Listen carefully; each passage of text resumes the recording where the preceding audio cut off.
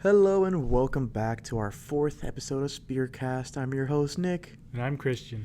Today, it's a little bit of a rocky day. But starting off, I think the biggest thing to come out of this weekend has been fifth-year David Sweeney, living by the motto for San Jose State to climb the mountain.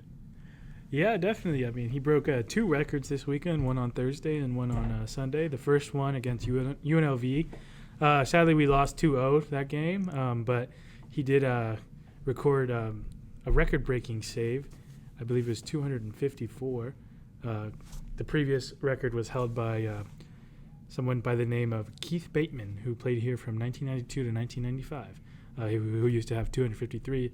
And currently, after this weekend, Sweeney stands at 260 saves, and he's still continuing. Shutout saves, right? Or saves in total? Saves in total. Oh, okay. And then shutouts. Clean sheets. This is another career. 19 career shutouts for David Sweeney. Also a record. He broke that on Sunday after we beat Utah Tech 3-0. Oh, wait, so then did he do that back-to-back days? Yeah. Or was it Friday and Saturday? Thursday and Sunday, I think. Oh, okay. Thursday and Saturday. Oh, I thought it was like back-to-back days. Yeah. Like Saturday, Sunday. Damn, that's crazy. Yeah. So it's back-to-back games. 19 career shutouts, which he passed two SJSU alumnus, Chris Humphrey, 1997-2000, and Gary St. Clair from 70 to 74, who both had 18. They were tied 70 for to first. 74. That's 4 straight years. Yeah. Yeah. That's definitely a record that doesn't come easy. Yeah. Especially like to be that high and like obviously in the tough conference that we're in, to let alone get shutouts and then obviously over a career and everything. So I mean, who knows? I mean, there's still a lot of conference left. So who knows? Maybe there's a chance of him breaking even the single season record. We'll see. Yeah, we'll see for sure. And then we're looking pretty solid in conference right now, 2-1-1. So we have 2 wins, and we have more wins than we have losses. So yeah, but then what about the women's side, Christian? How are they looking? Women's, let's see. In conference, we're also we're 1, 2, and 3. So at least we're getting 3 ties, and but we're still getting points somewhere in there, which is a good thing. But I mean, of course, we want to win overall. But points is gonna do it. Whatever gets us to the tournament, to the conference tournament. I mean, we won it before. We can do it again. So we'll see. Exactly, yeah. And I mean, we had a really close game against Colorado State. It was a up and down roller coaster of a game. It ended in a 4-4 score, but so it was like we scored a lot of points, but so did Colorado State. And and it started in the first half by Colorado State scoring 3, and we only scored 1 point one goal in the first half. And then in the second half, we scored 3 goals, and they only scored 1. So it's like we made that comeback and we brought it within a tie. So at least we got a point out of that game this weekend. Today we have a special guest, Nate Kenelau, beat reporter for the Mercury News, covers the San Jose State football team, and also a Spear editor. And he's here with us today to talk about the football team's loss against Boise State and overall how the team's been doing this season. First off, let's just get your overall comments on that game. Man, I will tell you that I had written my game story in the first half and had to change the whole thing. It was a tough game, right? Like, they are up basically 27-7. They should have been up 27-0, to be honest. They gave up an 80-yard touchdown. But it was just a tough game for them. I mean, they were up so much, and then you kind of come out of that first half and you're just so flat. And when you're an offense and you're a team that's 1-4 at that juncture, you cannot have those type of games, and it's deflating because they want to make it to a bowl game. They obviously want to be Mountain West champs. That's kind of a far out goal now, but the rest of the season with 6 games left, like, how motivated can you be if you're that team? You're losing the last 3 the way that they did. It's kind of deflating for sure. And then, like, obviously with like a quarterback like Cordero, preseason player of the year and everything like that, and then with double threat he is, being able to run the ball and obviously throw for the ball. Like what's it like to have like someone like him just like not be able to help his team out in the second half? Yeah, it's tough because he looks incredible for 30 minutes, and then something happens at halftime, and 30 minutes later it's a completely different quarterback. I think definitely not having Justin Lockhart is hurting them. Obviously, he was ruled out earlier this year with the injury, but like, in the second half of games, it becomes a matchup game. It becomes, all right, which corner can we get a matchup with our best receiver? And not having that hurts. But for Cordero, in the last 3 games, it's kind of it's not it's noticeable now. You threw an interception in each of the last 3 second halves, and it's hurting the team. And he's a guy that prides himself on not turning the ball over. I think he had 6 total turnovers last season, and so he's already on pace to match that. But it comes at the wrong times, and for him to not kind of get to where he wants to be as a quarterback definitely hurts this team. I think it's a struggle. It's a little bit of play calling, a little bit of Cordero, but it definitely it's been a struggle for Cordero this last 3 weeks. And then another thing I noticed too, there's a lot of false starts and just a lot of unnecessary penalties that kind of like stalled the offense in the second half. Like, what is up with that lack of discipline? Yeah, it's weird. Like they have these moments where it's 3rd and 2 at the 8, and they'll have a false start, and now they're 5 yards backed up, and now it changes the play call. I think I talked to Cordero today, and I obviously talked to Brendan on Saturday, and one of the things that they have been really keen on is like we just are not getting the little details up to speed, and it's really hurt them. I think those things could really build on, especially if you have those early penalties in the start of the game. They build, I think, a couple times. On one drive in particular, I think in the first half, they had to settle for a field goal because it was 3rd and 2, and they had a false start, and now it's 3rd and 7. Changes the play call, now you have to pass, and they have to settle for a field goal. So those little things add up. The details are obviously lacking right now with this team, and it's one of those things that it's not the big things, they're missing the little things. And at this point of the season, you would expect those details to be more ironed out. And looking forward to the next game against New Mexico, like, do you think that's a game where we see like maybe less penalties, less mistakes, or are we expecting a better game? Or? Yeah, I mean it's tough, right? Because those things are self-inflicted, and against a team like New Mexico, who is honestly a bad team, that's how you keep those teams in the game, is you self-inflict your own wounds. And for this Spartan team, I mean, you really need to look at, all right, can we just stay disciplined enough to get a win? Because they really need a win at this point in the season to get to bowl game, to get to at least a respectable season. Like, this is stuff they need to clean up. And then when it comes to like obviously a bowl game, like what are the chances of like us realistically making one now? At this point, I mean, it's really low. I mean, you have to look at, they have this 3-game stretch, right, of, I like to call it an air quotes, soft schedule. We're hitting New Mexico, Utah State, and Hawaii. 3 teams who are really at the bottom of the league, but when you look at it, like, there's a lot of trap games. Like, I think this New Mexico game is a trap game. This is, like we said, like, the more little details they can improve on gives New Mexico a chance at home to win those games. Another one could be at Hawaii. Like, that game is a 6 o'clock kickoff in Hawaii, but 9 o'clock over here. And so there's a lot of things that go into that. And then you obviously, the big game is the Fresno State, San Diego State back-to-back at home.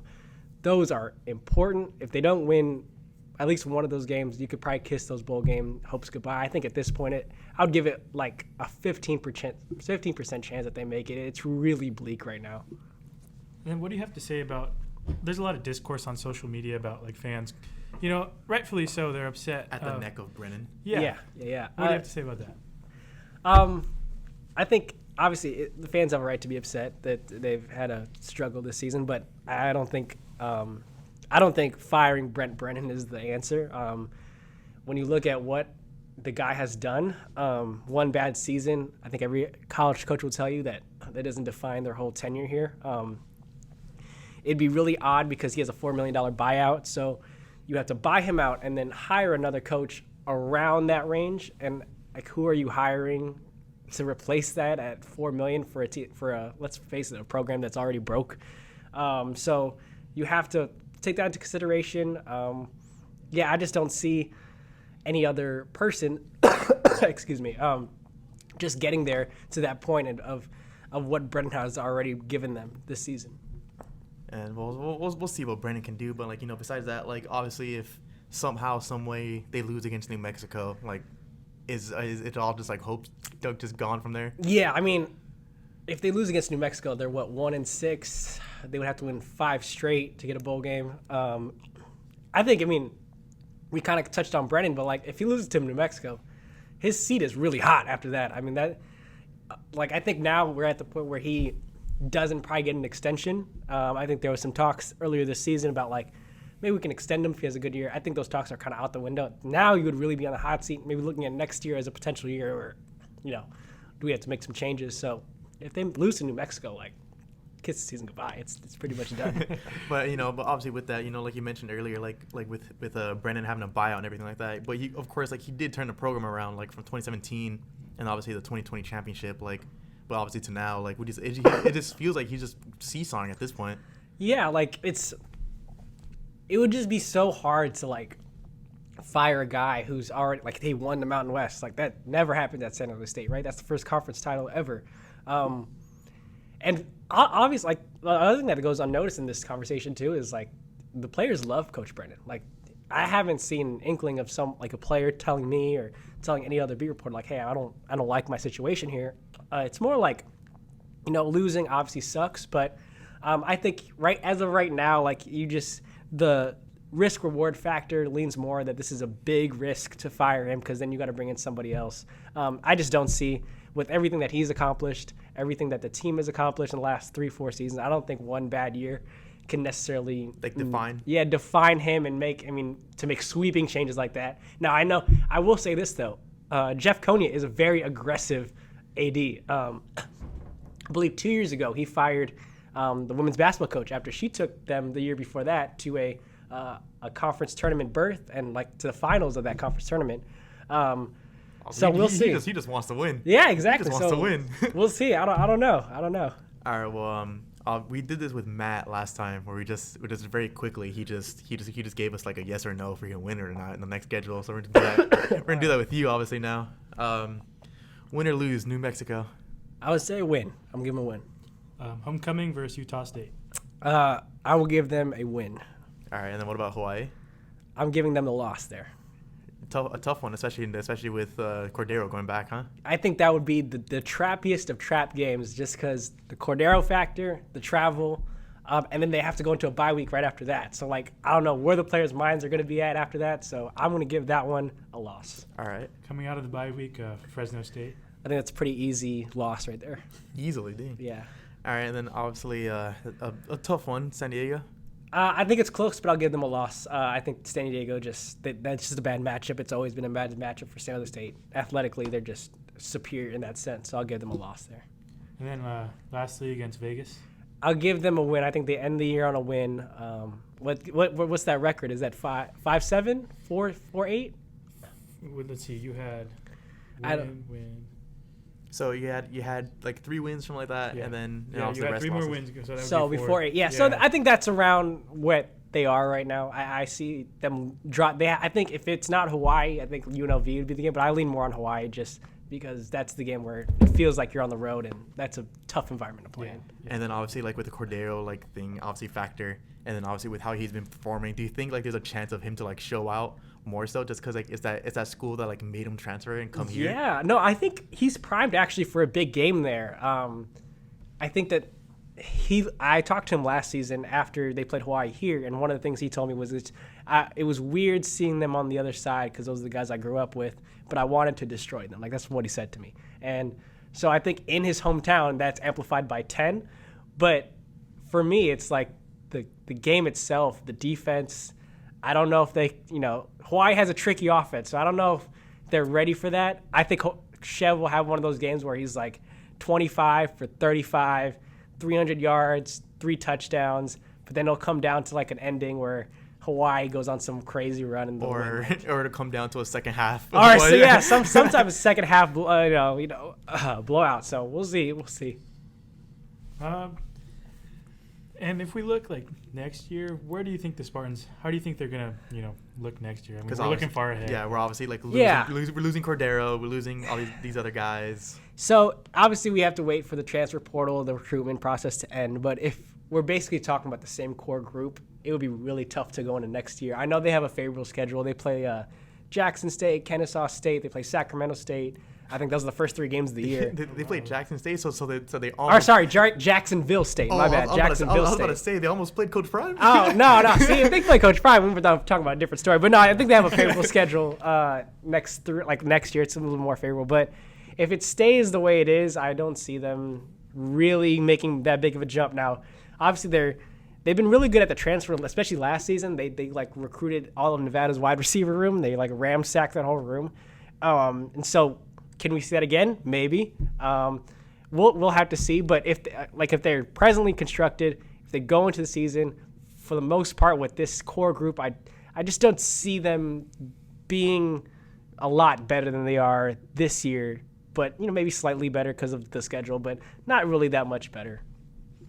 Yeah, and how much do you think, looking back, those first 2 games against USC and Oregon State, 2 ranked teams, do you think that kind of killed momentum for the Spartans possibly? Or? Oh, absolutely. I think one thing that goes unnoticed with when like Power 5 teams play Group of 5 teams, right? Like when you play those type of teams as a Group of 5, like there's a confidence like that goes into like when you lose to USC by 40, that's very demoralizing for a college team to like look up and you're on ESPN and they're just showing Caleb Williams highlights and they're showing like how you guys lost by 5. Like that's demoralizing. And it just looked like it was like a backyard brawl. And right. Like, honestly, it was like a big brother little brother thing. Yeah, and then they didn't do that just one time. They did it twice. They did it against Oregon State. Back, yeah. And against Oregon State, I would argue that it was a lot worse. I mean, they put up like 14 points total 17. And they got ran over the whole game. So I think that actually, of course, like when they scheduled these games, they weren't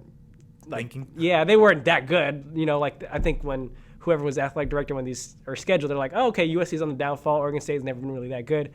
It's just bad luck that they ran to two teams. One is going to be in probably the Pac-12 championship picture, and one might be in the national championship picture. And then obviously one school having possibly like the number 1 draft overall. Yeah, like the probably the best quarterback we'll see out of like the best college prospect we'll see ever, right? Like that sucks to see to go up against that, and then like on top of that, you have those 2 fan bases are rabid, and so I'm sure these guys got comments every which way. I think that definitely messed with the psyche. And then, the schedule itself. You played Toledo and Air Force. Like those are tough games, and to start off this season like this, it's really tough. Yeah. All right. Well, Nate, thanks for coming on. Talking about the football team and where they are right now. Obviously, it's not good where we are right now, but of course, we appreciate you coming on. Thanks for having me, guys. Of course, like other tough losses over the weekend was women's volleyball. We were on the road for the entire weekend. We played against Wyoming and Colorado State, and we got swept both times. Dropped 3 straight sets, getting swept 0-3. And then the only 2 leaders for the Spartans those 2 games were both senior Leticia Camalucci and freshman Naila Tia. In the first game against Wyoming, they both coincidentally had 11 kills.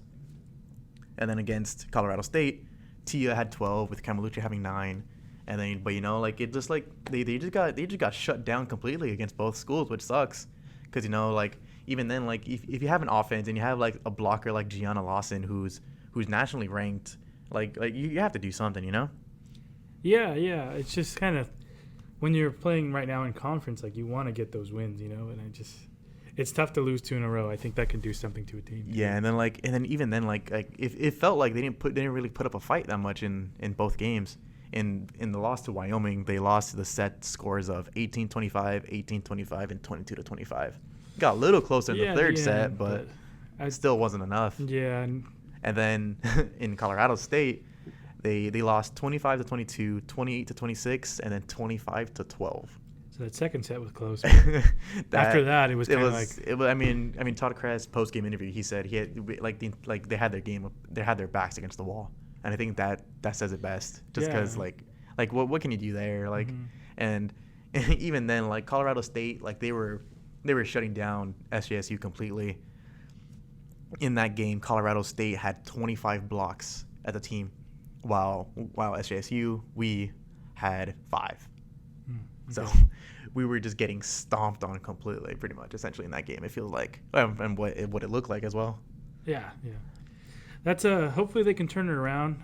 We're actually playing Boise State in volleyball next, so hopefully they can avenge the football team's loss. I mean, we have a perfect record at home, so hopefully that stays. But we just can't win on the road right now, which kind of sucks. Yeah. But we'll see. We'll see what happens with that. Yesterday, as of this recording, today's Monday, yesterday was Sunday, obviously local team, 49ers against the Cowboys. Yeah, go Niners. That was an amazing game from a Niners fan's perspective, of course. It was just a total domination of the Dallas Cowboys. You love to see it if you're a Niners fan. You love to see it is a crazy statement. It was the most hyped up game of this weekend in the NFL slate. I feel like it was like one of the biggest events in all of sports here in America this weekend. It was hyped up to be that, but it kind of was a letdown if you're a football fan in general. 42-10, the Cowboys just were not prepared. They got whopped. They got whacked. Yeah. I mean, 42-10 was the final score. Brock Purdy looked amazing. He was 17-24 with 4 touchdowns, 3 of those to George Kittle. And actually today is George Kittle's birthday, so it was like a little early birthday present. And then, with the 49ers, like, have they – I mean, obviously I don't keep up with football like that much like you do. Have they lost any games so far? They are 5-0 this year. Wow. So, and the only other team that's undefeated is the Philadelphia Eagles, so we're looking towards Week 13, I believe it is, a rematch against them. We lost to them in the NFC Championship, as many people know. Brock Purdy got hurt in that game, and it was just an embarrassing – it was a sad loss. It was just sad to go out that way. The young kid taking over the program after Jimmy G. Yeah, Brock Purdy, I mean, to throw 4 touchdowns yesterday, I mean, he looks so pro-ready. Like, the thing with there's a lot of narratives going around right now that Brock Purdy's just performing well just because he has a great roster around him, and those are lazy narratives. I think those are lazy takes. If you actually sit down and watch the film, you'll see Brock. He does not look ruffled in the pocket. You could sense that like he just has this like, he knows what's going on and he's comfortable. He knows what move to make and he just makes the right move every time. And sure he doesn't make every pass, but that's going to be any quarterback. And I'm just really happy as a Niner fan that we finally have like someone who can execute that well. And I think he should be considered in the MVP race. Really? This early? Yeah, I mean, I think he's already rising up in the odds right now. If anything, those odds are skyrocketing right now, especially with the season that he's having so far. And he's on national television last night, Sunday Night Football. Everybody in the country who likes football was watching, and he performed well. The Niners performed great. Their defense was stellar. Shout out to Fred Warner, who had an interception, and he forced a fumble. His fumble forced in the first quarter, the peanut punch is what many people know it as. He just punched the ball out and then recovered it. I believe it was Javon Hargrave who recovered it. But either way, that was such a great performance, just in general, from the whole Niners team. Anything you want to say, or should we transition to the next? I'm not exactly a football fan, so you know that. So I mean, if that's all you got for the 49ers, that's fine by me. Yeah, so. I mean, not much to report other than Dallas was destroyed. Yeah, and, true. To transition, another thing that's going on in sports, baseball playoffs, and to start off, Nick, I know you're a Dodgers fan. I don't want to talk about it. I know you're a Dodgers fan. I don't want to talk about it. Clayton Kershaw, I don't want to talk about it. What happened? Gave up, 6-8 runs in the first? Yeah. He got pulled after only getting 1 out. And then after that, it was still just homer after homer, it felt like. And then we were only put up 2 from a Will Smith home run. That was embarrassing. That was an embarrassing loss, especially like after all the veterans and all the rookies and Dave Roberts like going on interviews saying that like, oh yeah, we got such a good team and all this, and like saying that like it's gonna be our year and everything like that. It's our postseason. And then with Mookie's podcast, him saying that like we got dogs on there and like we're gonna put up a fight. That was not a fight. That was they were just. And of course, like our roster right now is like covered up by a lot of rookies, which is cool, like being able to see like a team getting taken over by rookies. Of course, give them a chance and everything. But like we had James Outman drop an easy fly ball to him and just not even catch it. And then like after you see him like trying to like close the glove, be like, what happened? And like he even said like the nerves got to him. And tonight, Monday night, we got Bobby Miller on the mound. He said he's ready to go, but he's a young guy. Started his first playoff start, the second game at that. So I'd imagine, regardless of how ready he is, once he gets on that bump, like once it's game time, he's gonna feel something. But at the same time, it's just like we need to win these games. Like, of course, I think it's a best of 5 or it's best of 7. I forgot. Best of 5. Yeah, regardless, like we have to take these ones. We have to take at least one here in LA or over there in LA before we get to Arizona. Just because once we get to Arizona, we're done for. Like I feel if the Dodgers feel like we're a winning team once we have the winning odds, like in terms of like our own homestand and everything. So it just definitely feels like that. We definitely need to get this at least one win at home, just so we can get the other wins on the road and not even come back and then go into the CS from there. Yeah, and I feel like there's been a narrative around the Dodgers for the past I don't know how long now, where they do really well in the regular season. They look like the best team. Yeah, and I've been hearing this for I don't know how many years now. It falls apart, and it's just, as a Giants fan, it's fun to watch. As a Dodgers fan, it's not fun to go through. And it's also fun to root for whoever the Dodgers are playing in the playoffs, especially when the Dodgers lose. Hey, I'm pretty well. You as a Giants fan, me as a Dodgers fan, I'm pretty sure we can both agree that we're happy the Padres got eliminated. Regardless. Yeah. we got a equal standing there. Machado, Tatis. Yeah. They all got Not eliminated. a fan of those guys. Yeah, and Soto too. We're happy that they got eliminated, and that's what I'm happy about. But of course, right now we got a new mission ahead of us to win another World Series. But of course, it's right now it's not looking great. But I need to see them win. Yeah, and if we look at the other National League series, Phillies and Braves. That one was surprising. Yeah, Phillies got the first win, and actually, as of this recording, Phillies are up 3-0 right now. That one, the fact that like both like powerhouses, both powerhouse teams like in the NL, Braves and Dodgers like losing their first game, their opening game. It's pretty surprising, but at the same time, it's almost like underdog stories. Mm-hmm. Like obviously Philly coming short last year against the Astros, right? Yeah. Them coming short, and then Diamondbacks. When was the last time they won a World Series? It's been a while. Yeah. Or even making a playoff appearance has been a while. So like it's both. Of course, like with my team now being in the playoffs, it sucks to see, but at the same time, it's almost underdog stories. So like if the Phillies, Diamondbacks make it with both having young guys and veterans, like it'd be definitely an interesting series to see. But of course, I definitely want to see a Dodgers like Philly or Braves. That'd be great. Yeah, and then if we go across to the American League, I think the big one is Texas. They have so far leading Texas is coming out of 2-0. nowhere. Yeah. Coming out of nowhere, just destroying Baltimore. Like they just kept like adding on runs onto that second game, Baltimore. They actually scored more points than the Cowboys did. Two teams from Texas. And then like obviously the big story in Texas, them having one of our Dodgers, former Dodgers, Seager. And then him actually like breaking the record in what was it, 5 walks in a game? Yeah, I mean, Texas looks good. They look like a real playoff team. They look legit. They look like they can make that. They're ready. That run to the World Series. And another thing too, you have a former Dodger. I have a former Giants manager, Bruce Bochy, which, we just fired Gabe Kapler, and it makes me miss the times that Bruce Bochy was our manager. Yeah, of course. But then what's it called? And then obviously now flipping to the other game, Minnesota and Houston. That one, that series going just everywhere. That series is blowing up. Then over there in Houston. Yeah. Houston won the first game 6-4, and then flipped the other way. The Astros lost to the Twins 6-2. And then did you see how much like Correa was getting booed?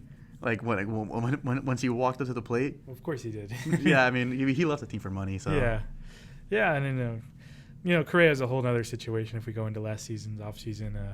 Mets, Giants everywhere. He ended up staying in Minnesota, but yeah, it's just that's going to be an interesting series. Tied at 1-1. It might go all the way. Yeah, it might go the distance. 5 games. So we'll see where we stand next time we record. How the playoffs are shaping up. Yeah, we're going to come back in a week. Yeah. See where everyone is at, and hopefully go Dodgers. We'll see. I can't say that. I'm never going to say that. Yeah, I'm saying same thing here. So that's all we had for today's episode. We hope everyone is doing well. Avoid getting sick. Flu season coming up. Hopefully the Spartans get some more wins on the board this weekend. We need it. Especially the football team. Jeez. All right, well, we'll catch everyone next time and hope everyone has a good one. Peace.